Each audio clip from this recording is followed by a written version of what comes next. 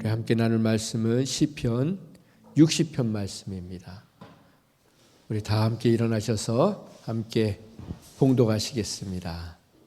하나님이여, 주께서 우리를 흩으셨고 분노하셨사오나 지금은 우리를 회복시키소서.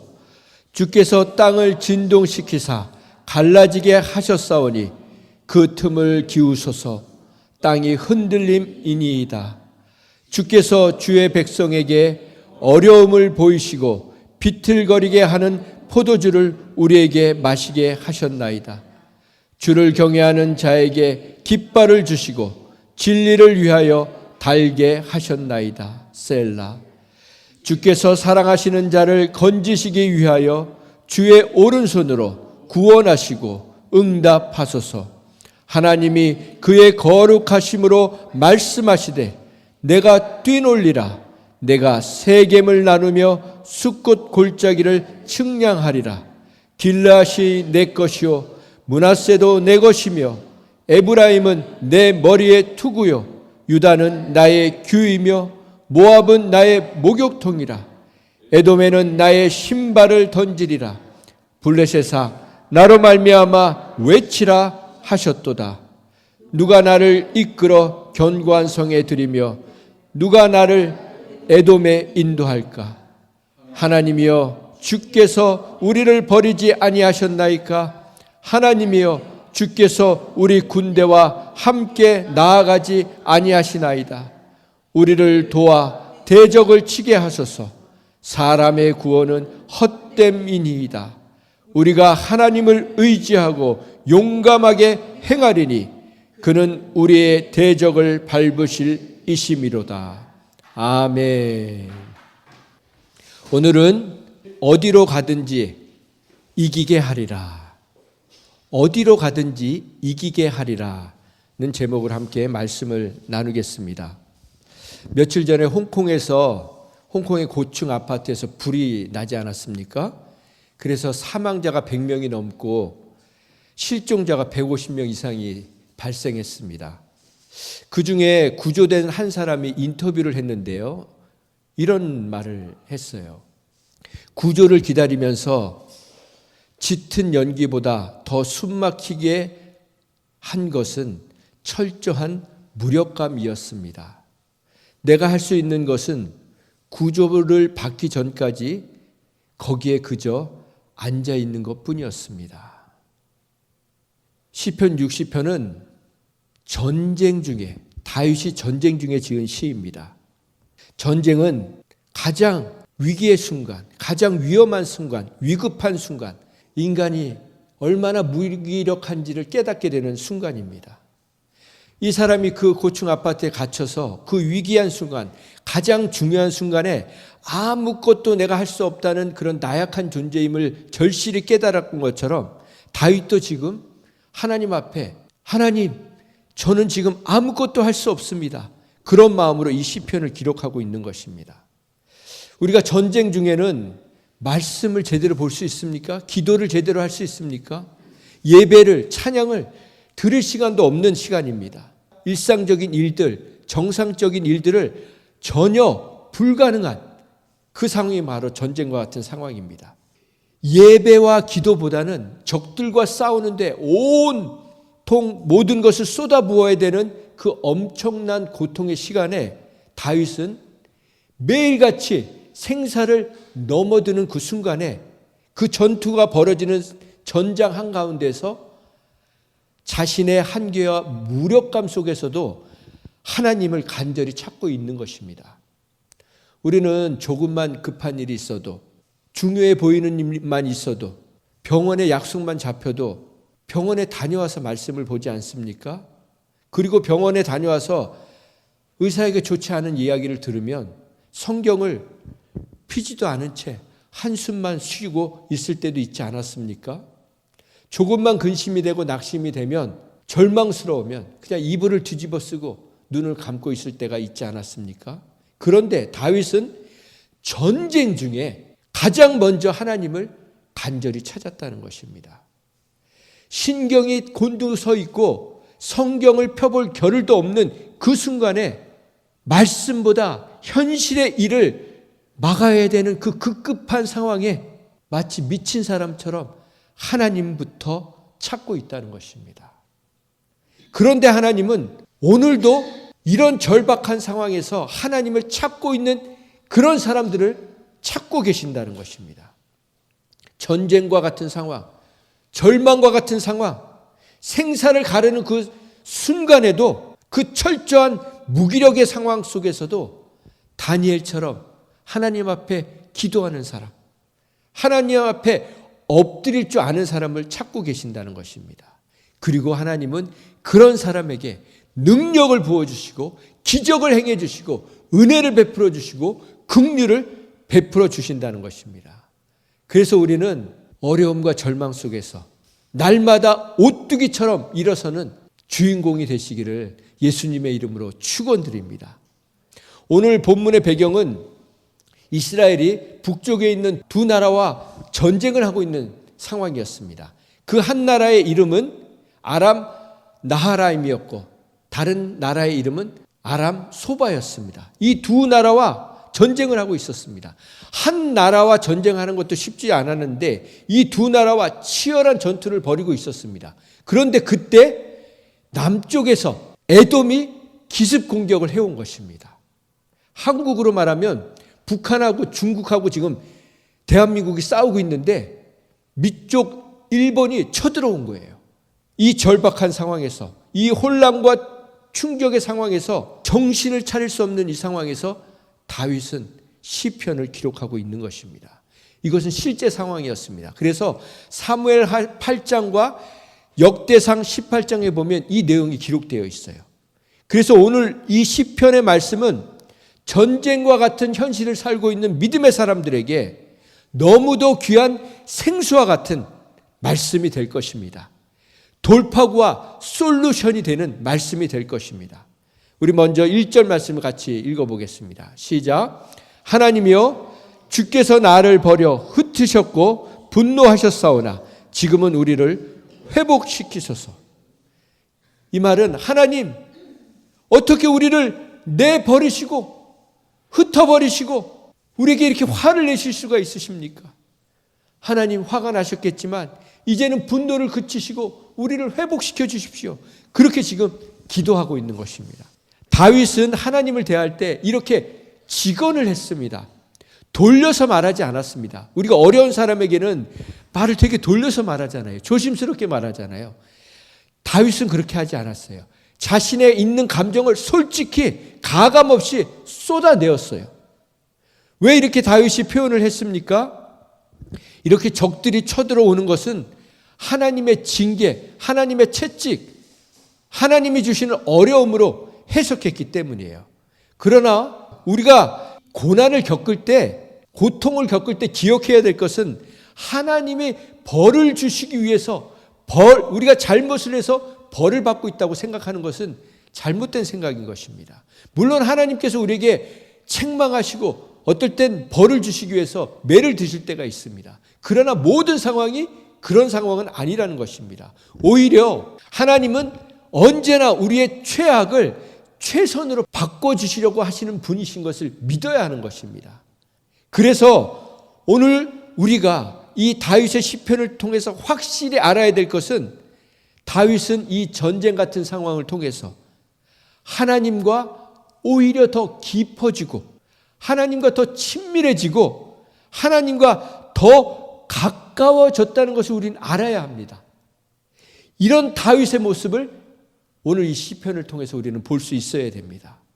그래서 다윗은 제일 먼저 하나님께 전쟁에서 이기게 해주세요 라고 기도한 것이 아니라 우리를 회복시켜 주시옵소서. 무너지고 망가진 우리의 상태를, 영적인 상태를 하나님 다시 회복시켜 달라고 기도하고 있습니다.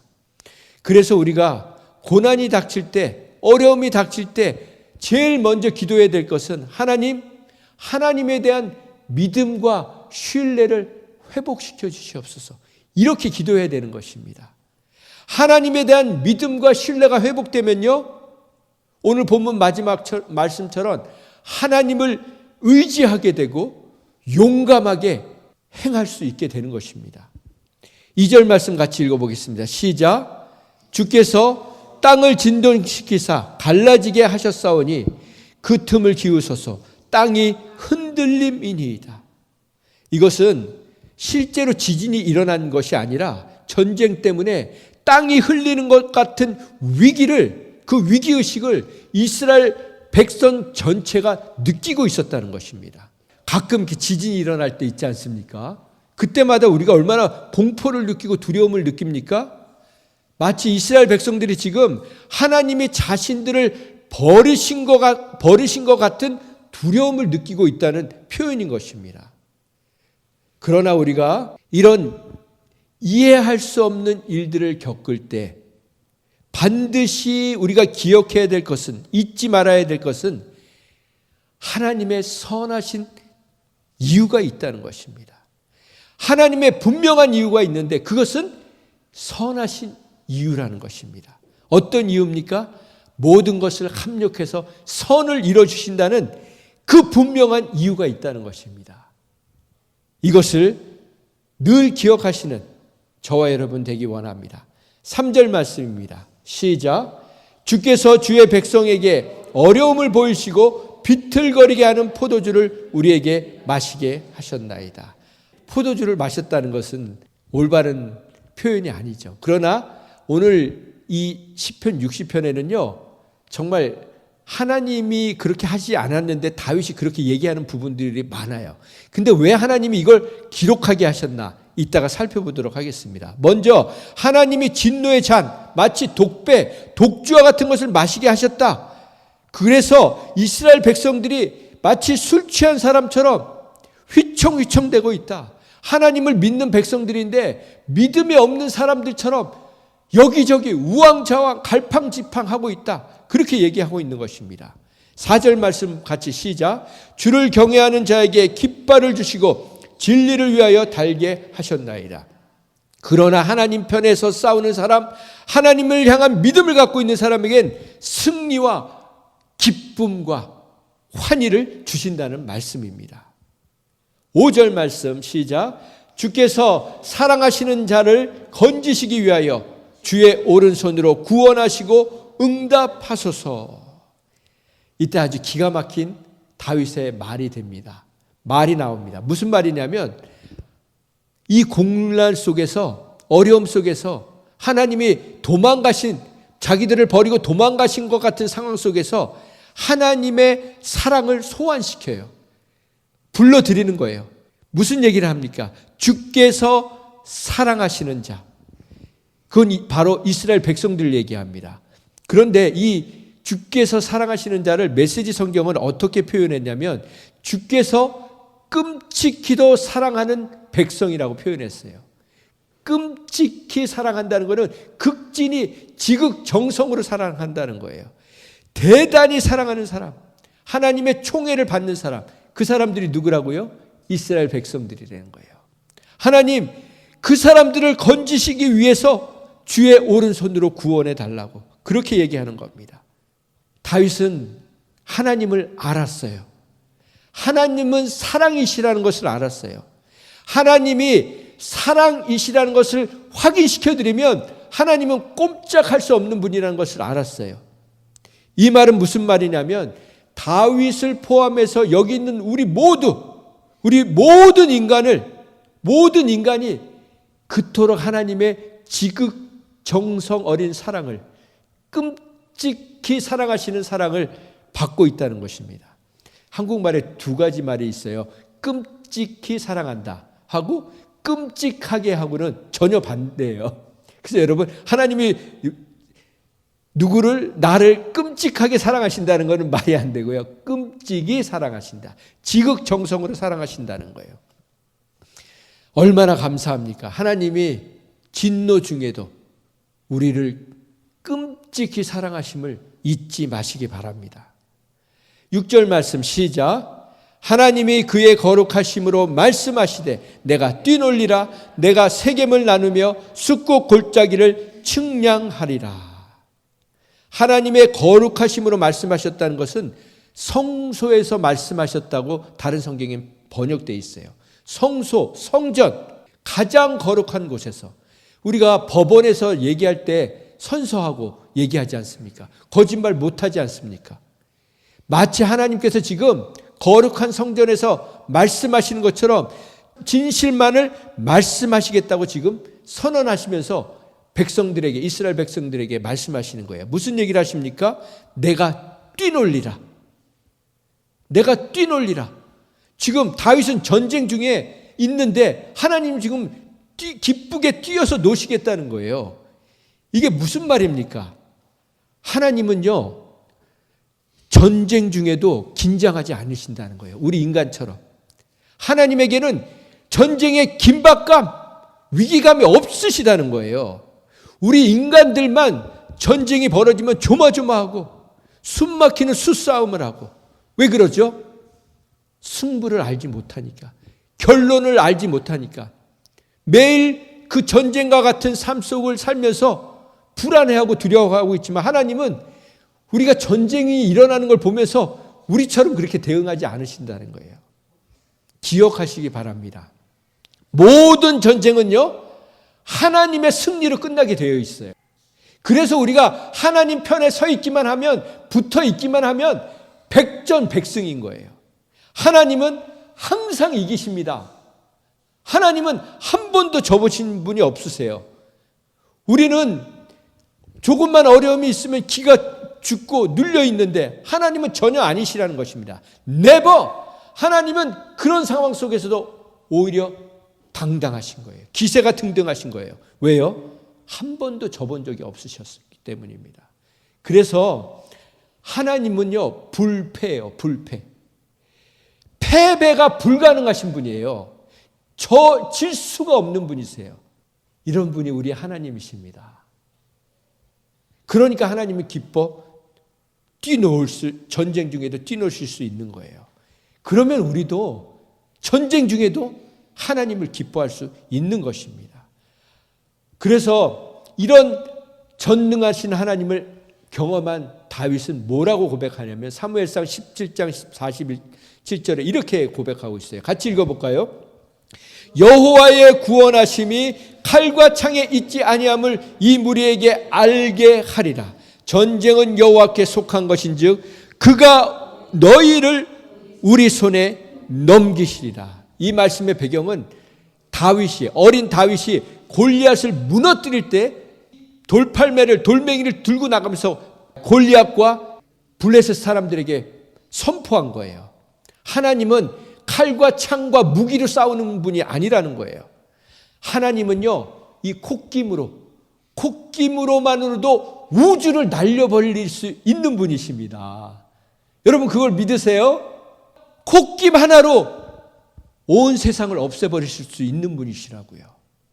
그러면서 하나님이 뭐라고 말씀하십니까? 숫꽃, 세겜과 숫꽃을 말씀하십니다. 내가 세겜을 나누며 숫꽃 골짜기를 측량하리라. 이 말은 무슨 얘기냐면 세겜과 숫꽃은 이스라엘의 대표적인 두 장소예요. 세겜은 서쪽의 중심이고 숫꽃은 동쪽의 중심입니다. 이 말은 이스라엘 전체를 다스리고 주관하시고 통치하시는 분이 하나님이시라는 거예요. 7절 말씀 시작. 길르앗이 내 것이요 므낫세도 내 것이며 에브라임은 내 머리의 투구요 유다는 나의 규이며. 이것은 이스라엘의 동서남북을 있는 지역을 얘기하는 거예요. 국토 전체가 하나님의 것이라는 것입니다.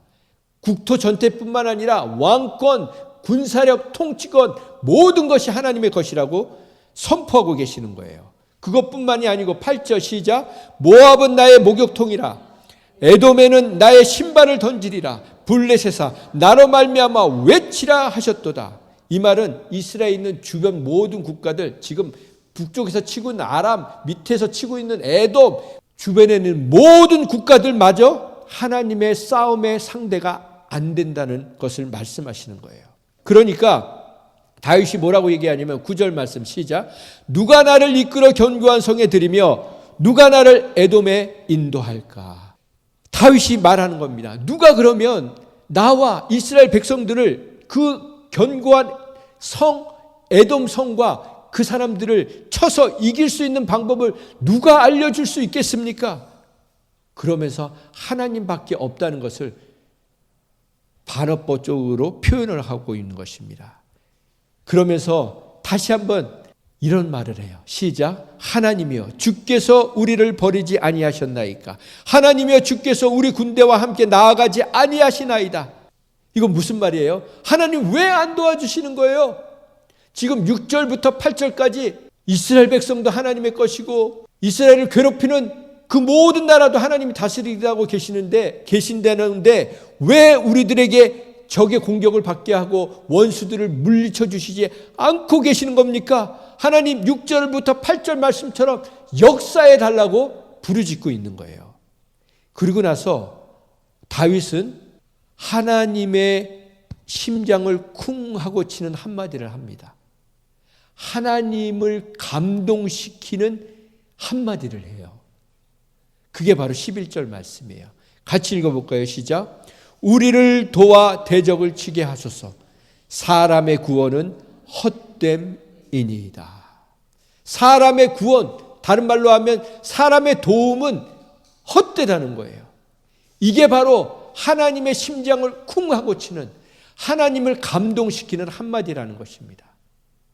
그러면 왜 이게 하나님을 감동시키는 한마디가 되었을까요?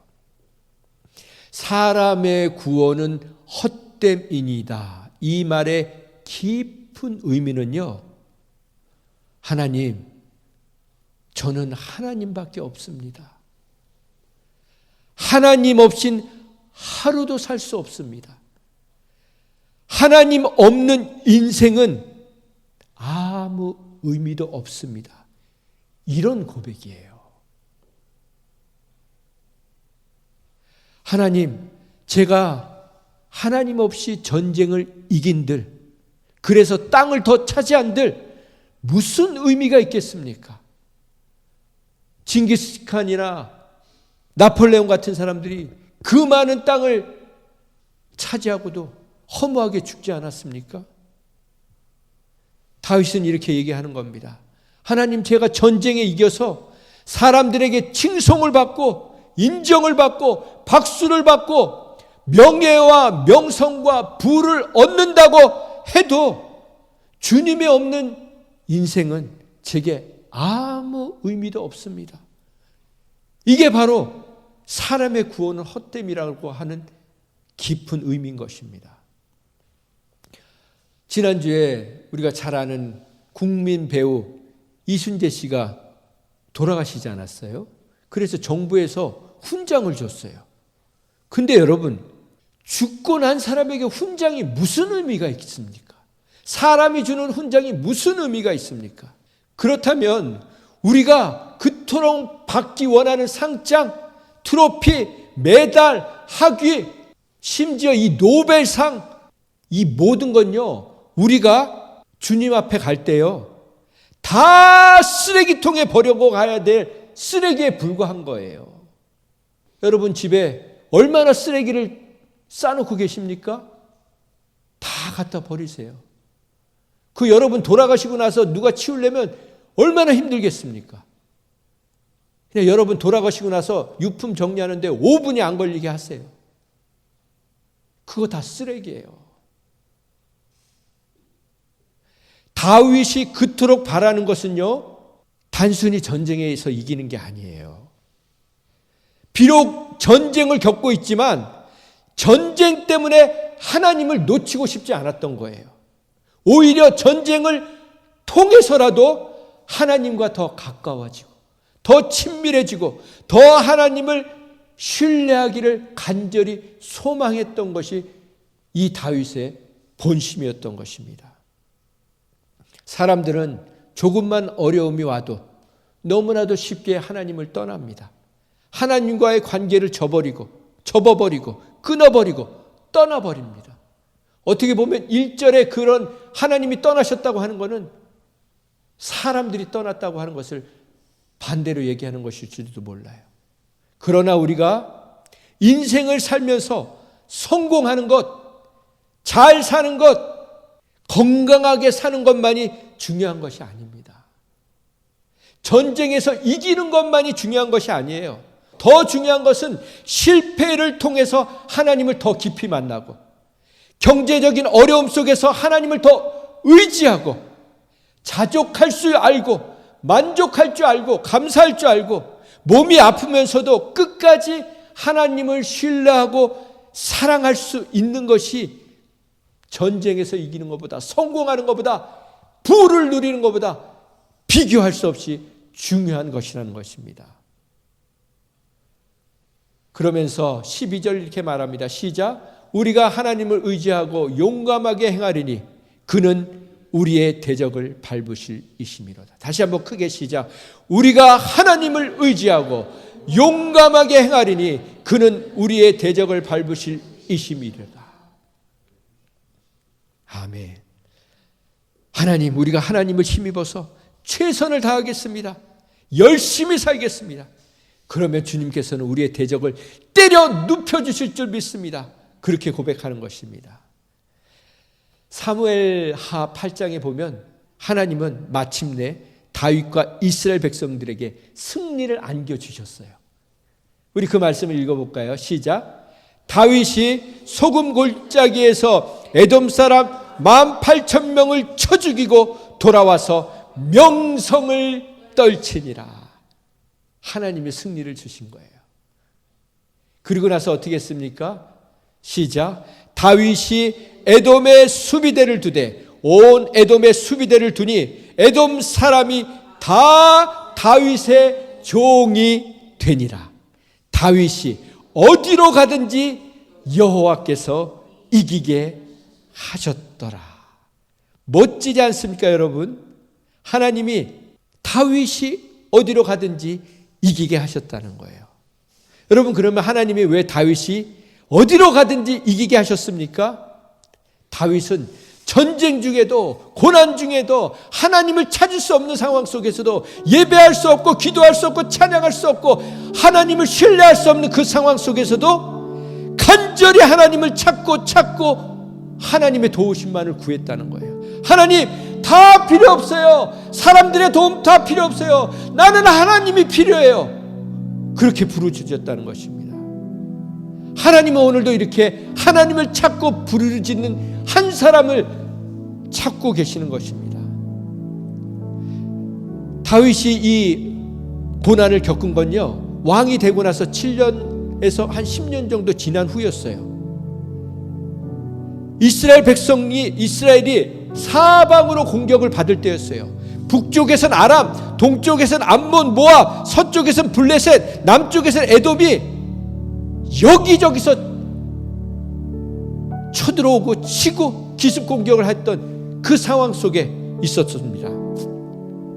근데 여러분, 기가 막힌 건요, 전쟁이 가장 치열했던 그 시기는 바로 다윗의 전성기가 시작되기 바로 직전이었다는 거예요. 우리가 가장 어렵고 가장 공고하고 가장 힘들 때 하나님은 우리의 승리를 준비하고 계시고 우리의 전성기를 준비하고 계시다는 것입니다. 최고의 날들을 준비하고 계시다는 겁니다. 이게 얼마나 감사한 것입니까?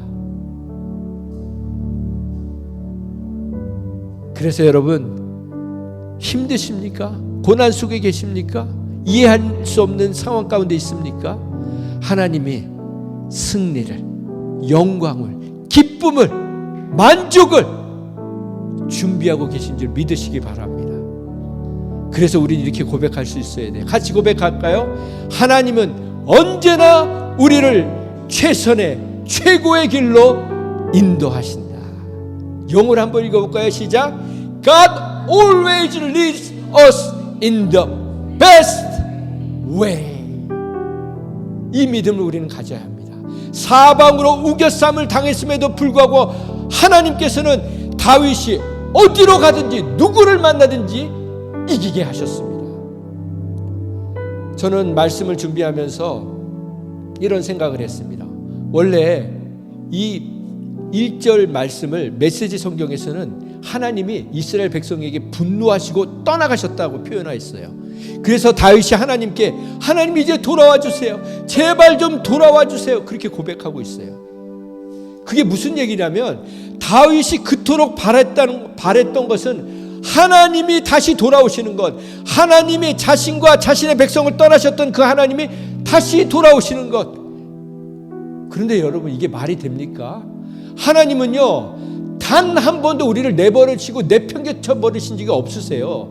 하나님은 단 한순간도 우리를 포기한 적이 없으세요. 누구도 포기하지 않으십니다. 마지막까지, 끝까지 하나님은 우리에게 기회를 주시는 분이십니다. 그러면 이건요, 다른 말로 하면 다윗이 하나님을 모독한 거예요. 신성 모독한 거예요. 그런데 하나님은 감히 다윗에게 이런 표현을 쓰게 하셨습니까? 오히려 이런 표현을 막지 않으시고 다 기록하게 하셨어요. 여기서 우리가 깨달을 수 있는 건요, 하나님의 포용력과 수용력은요, 우주보다 넓으세요. 그래서 우리 찬송가에 그런 말이 있잖아요. 주의 팔에, 그 크신 팔에 안기세, 주의 팔에, 영원하신 팔에 안기세. 날이 갈수록 주의 사랑이 두루 광명하게 비치니 겁과 두려움 없어지리니 영원하신 팔에 안기세. 여러분, 하나님은 그렇게 속 좁은 분이 아니세요. 하나님은 우리의 모든 걸 들어주시는 분이세요. 그래서 다윗은 수많은 시편을 통해서 하나님 앞에서 우리가 표현할 수 있는 그 표현이 얼마나 풍성할 수 있는지를 가르쳐준 대표적인 사람이에요. 다윗은 하나님을 경외하고 두려워했지만 하나님 앞에서 경직되지 않았어요. 얼지 않았어요. 오히려 하나님 앞에 머물 때마다 하나님을 향한 풍성한 표현력과 상상력으로 마음껏 하나님 앞에 고백했습니다. 결국 그 모든 표현력과 상상력은 결국 하나님의 아름다움에 대한 표현인 것이었어요. 하나님의 사랑에 대한 표현인 것이었어요. 그래서 그것은 결국 가장 아름다운 예술로 승화되었습니다. 그래서 다윗은 최고의 시인이 될 수 있었습니다. 왜 그럴까요? 누구보다도 하나님을 사랑했기 때문입니다. 여러분, 우리가 누군가를 사랑하면요, 시인이 돼요. 그러면 다윗만 하나님을 이렇게 사랑했습니까? 아닙니다. 하나님은 비교할 수 없을 정도로 다윗을 사랑하셨어요. 아니, 다윗을 편애하셨어요. 그러면서 제가 우리 추수감사절 날 만나서 얘기를 하지 않았습니까? 그 중에 우리 파비올라 자매님이 이런 말씀하셨어요. 아니, 수십억 명도 더 되는 인간들을 하나님 그거 어떻게 다 살리세요? 근데 제가 말씀을 준비하다 그 얘기가 떠오르면서 어떤 생각이 들었냐면, 그런데 하나님이 그 수십억 명이 되는 사람들을 살리시는 것보다 더 어려운 게 있구나. 그게 뭘까요, 여러분? 그 살리신 사람들을요, 영원히 책임져 주시는 거예요. 그게 쉬운 일이겠습니까? 그런데 하나님께서 마지막 날에 예수님이 재림하실 때 우리 모두뿐만 아니라 먼저 죽어간 모든 사람들을 다시 살려주신다고 하지 않았습니까? 그런데 제가 또 엉뚱한 생각이 났어요. 저 같으면 그 사람들 다시 안 살릴 것 같아요. 왠지 아세요? 끔찍한 일이에요. 인간들을 다 살려주면 얼마나 흉악한 인간들이 많았습니까? 죄인들이 많았습니까? 정말 하나님을 배신하고 우리 마음에 상처를 주고 그런 인간들이 예수님 믿었다는 이유로 다 살아날 거 아니에요? 그리고 영원히 그 사람들을 책임져야 될 거 아니에요?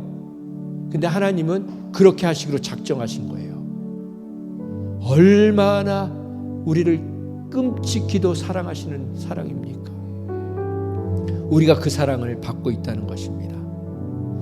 하나님께서는요, 모든 사람의 모든 인생 가운데 함께 하십니다. 하나님을 믿는 사람들 뿐만 아니라 하나님을 떠난 사람들, 하나님을 믿지 않는 사람들을, 하나님을 원망하는 모든 사람들의 모든 인생 가운데 함께하고 계세요. 하나님에게는 단 한 사람도 단 한 인생도 포기할 수 없는 인생이라는 것이에요. 그래서 우리가 전쟁과 같은 이 고통과 고난 속에서도, 그리고 우리가 때로는 실패하고 그래서 무기력할 때도, 기억력이 점점 상실되어 갈 때도, 건강이 점점 쇠쇠해져 갈 때도 하나님이 늘 함께 하신다는 것을 잊지 마셔야 합니다. 그때 우리가 고난 속에 있고 무기력 속에 있고 절망 속에 있을 때 하나님은요, 우리에게 다윗과 같은 이 고백을 듣고 싶어 하시는 거예요. 뭐라고 다윗이 고백했습니까? 하나님, 저는 하나님밖에 없습니다. 저는 하나님 없이는 하루도 살 수 없습니다. 주님이 없는 인생은 제게 아무 의미도 없습니다. 이렇게 고백하며 사는 자에게 하나님은 다윗에게 하셨듯이 우리가 어디로 가든지 무엇을 하든지 승리를 얻게 하실 것입니다. 같이 고백해 볼까요? 시작. 다윗이 어디로 가든지 여호와께서 이기게 하셨더라. 여기에 우리의 이름을, 자신의 이름을 넣어서 합니다. 시작. 세선이가 어디로 가든지 여호와께서 이기게 하셨더라. 어디로 가든지 이기게 하시다. 그래서 여러분, 승리는요, 끝까지 하나님을 붙드는 거예요. 에녹과 같이 끝까지 하나님과 동행하는 거예요.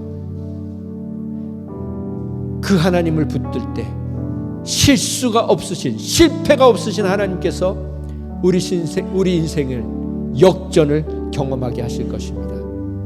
마지막 날까지 끝까지 하나님과 붙어있고 하나님과 동행함으로 말미암아 어디를 가든지 승리를 누리는 저와 여러분이 되기를 예수님의 이름으로 축원드립니다. 하나님 감사합니다. 절체절명의 위기의 순간에 사방으로 우겨쌈을 당하고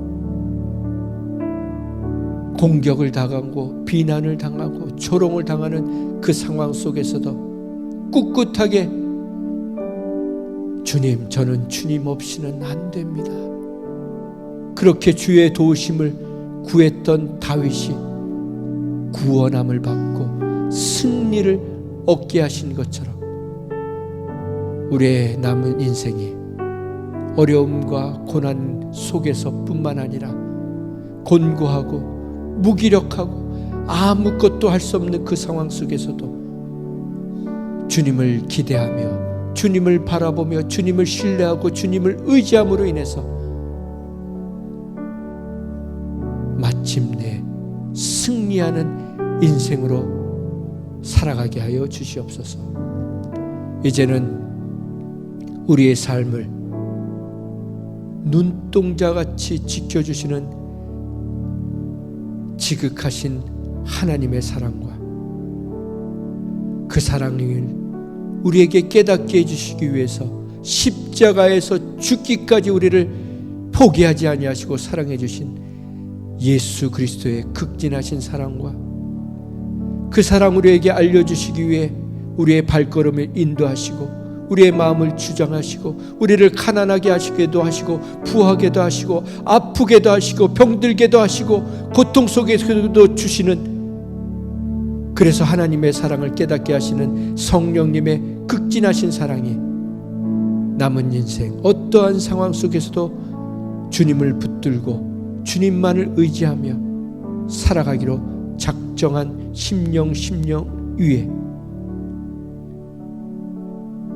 늘 승리를 주실 예수 그리스도의 이름으로, 이미 승리하신 예수 그리스도의 이름으로 영원토록 함께해 주시기를 간절히 축원드립니다. 아멘.